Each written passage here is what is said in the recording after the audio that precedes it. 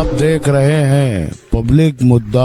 कल एक video viral हो रहा है काफी, जो आपके चैनल पे खबर चली थी, जो एआई बता के महेश अय्यर बता रहा है कि वो एआई से आपने उसको चलाया है, उनको बदनाम करने का काम किया है। तो आज आप दोनों खड़े, विजय बोरे भी और आप भी खड़े, तो क्या कहेंगे इस पर?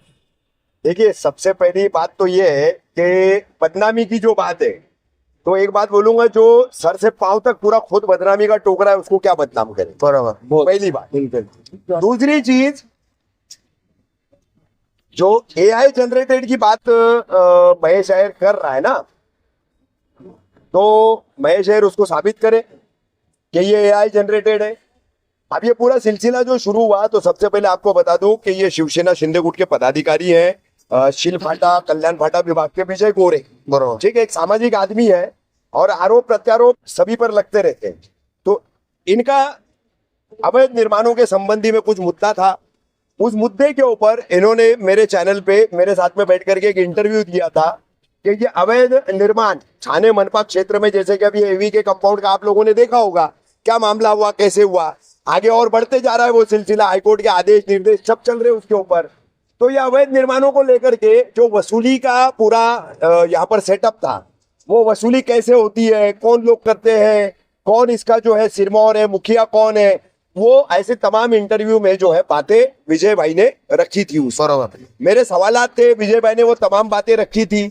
अब इसमें होता ऐसा है कि ये 4 अप्रैल 2025 की बात है, यानी ये अभी जुलाई महीना चल रहा है, तो जुलाई से पहले जो अप्रैल महीना था तब की बात है, तब हमने विजय भाई का वो इंटरव्यू चलाया था हमारे चैनल पर। अब दूसरी बात आपको बता दूं कि वो इंटरव्यू चलने के बाद मुझे कॉल आया, व्हाट्सएप पर ही महेश अय्यर ने मुझे कॉल किया, लेकिन 2 रिंग बजी, मैं उठाने गया, मेरी बीवी ने मुझे बताया कि देखो कॉल आ रहा है, तो मैं उठाने गया, तब तक वो कॉल कट हो गया। फिर उसके दूसरे दिन शायद ना विजू भाई, आपकी मेरी बात, हाँ, उसके दूसरे दिन फिर विजू भाई से मेरी बात हुई, तो विजू भाई ने मुझे बताया कि ऐसा ऐसा उसने मुझे कॉल किया है, और कॉल करके लगभग पौना घंटा उसने मुझे जो है बातें की है, धमकी भरे बातें की है, आपको गाली गलौज की है, और भी बड़े लोगों को लेकर के, जिसमें सांसद है, विधायक है, मंत्री है, उप मुख्यमंत्री है, और कई लोग हैं, ऐसे सबके लिए उसने अनाप शनाप बोला। बरोबर। तो ये तमाम बातें विजू भाई ने उस वक्त मुझे बताई, लेकिन कुछ विजू भाई का उस वक्त कुछ मामला ऐसा था कि वो उसी वक्त जो है उन ऑडियोज को लेकर के कैमरे पर बैठ नहीं सकते थे, बोल नहीं सकते थे, कुछ इनके मामला थे, कामकाज चल रहे थे, ये उसमें उलझे हुए थे। तो अब जब ये अवैध निर्माणों का मुद्दा सामने आया फिर से हाईकोर्ट के आदेशों के बाद, तो इसमें ये जो वसूली का ठीक रहा है, क्योंकि लोग बेघर हो रहे हैं, पैसे देकर के जिन्होंने खरीदा है, आज वो सड़क पर आ गए अपना सामान बाल बच्चों को लेकर के। तो फिर जिन भ्रष्ट अधिकारियों ने यहां पर बिल्डरों से पैसा लिया, प्लिंथ पर, स्लैब पर स्क्वायर फीट पैसा लिया, तो क्या उनको पता नहीं था ये अवैध निर्माण है, इसमें हमको बोर्ड लगाना चाहिए कि लोग यहाँ पर घर न खरीदे? ये उनका फर्ज था, ये उनका कर्तव्य था ड्यूटी का, जो हाईकोर्ट ने बोला है ना, डी रिलेक्शन ऑफ ड्यूटी।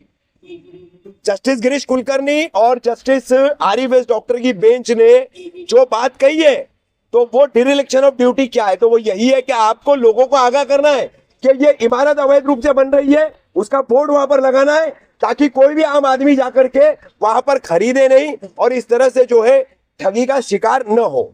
अब एनडीपीएस पे राज्य सरकार ने एमसीओसीए लगाने का हाल ही के मानसून सेशन में निर्णय लिया है।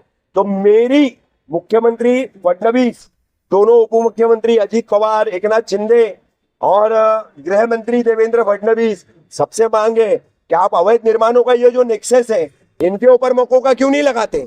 क्योंकि आज अधिकारी अगर शय नहीं देगा, अधिकारी अगर पैसे नहीं लेगा, तो किसी भी जमीन मालिक की या किसी भी बिल्डर डेवलपर की इतनी हिम्मत नहीं है कि बगैर परमिशन के इतने बड़े बड़े स्ट्रक्चर जो है वो खड़ा कर ले। तो रही बात, मुद्दे पे आता हूं, जो रिकॉर्डिंग थी, फिर आपने देखा ही, आज से 4 दिन पहले मैंने विजू भाई के साथ में वो रिकॉर्डिंग के साथ में इनका मैंने जो भी हमारा इंटरव्यू का मामला था, उसमें महेश अय्यर ने जो घमंड वाली बात कही है कि मैं महेश अय्यर हूँ, सिस्टम मैं चलाता हूँ, और मुमरा के मुसलमान मेरी जांघों के नीचे मैंने दबा के रखे थे, अवार्ड के भी जांघों के नीचे दबे हुए हैं, और फिर मैं सबके पद खाऊंगा।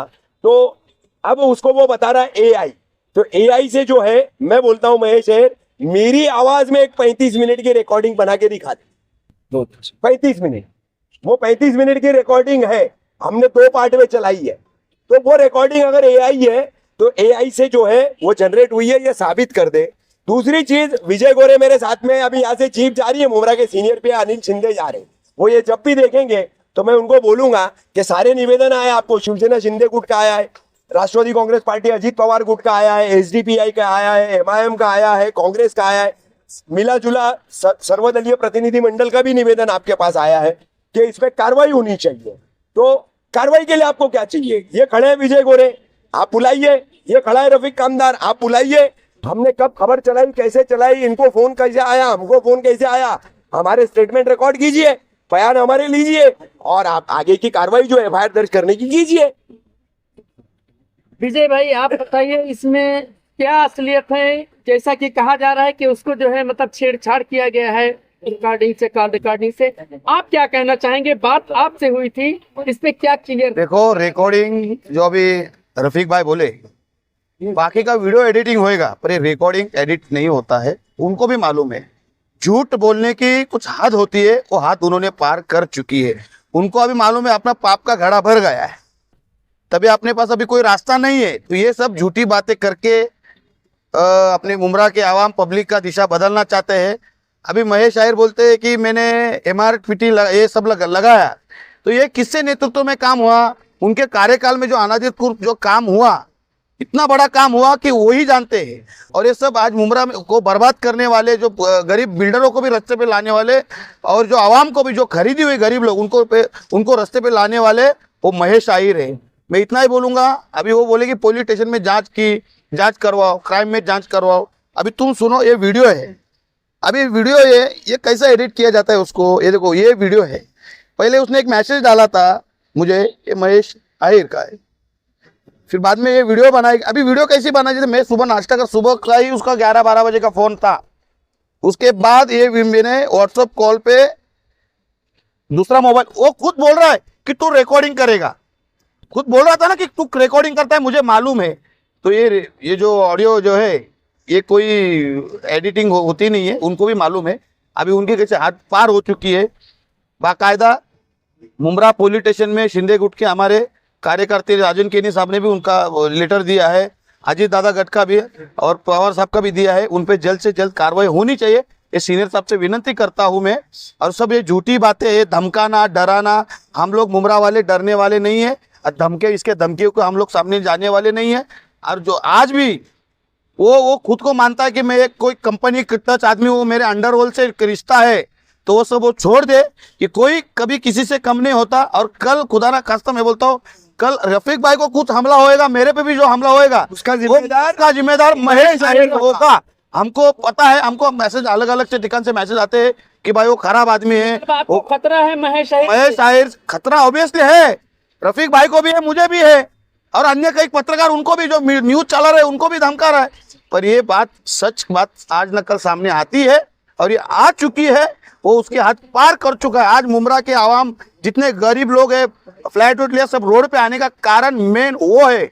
उसने बोलता है मैं सिस्टम चलाता हूँ। ये जो सिस्टम चला है ना, एबीके का, खान कंपाउंड, जितने अनलीगल काम हुए उसके नेतृत्व में हुए। इससे कोई राजकीय नेता का कोई हाथ नहीं है, वही मेन सिस्टम चलाया। महेश आहिर के अलावा और कुछ वसूलीबाज थे, दलाल थे, चमचे थे, उनके बारे में देखो, अभी दलाल कौन थे वो सब पूरे आवाम को मालूम है, सब जनते को मालूम है कौन दलाल है कौन क्या है। उन पे भी जांच होनी चाहिए और इन पे भी जांच होनी चाहिए।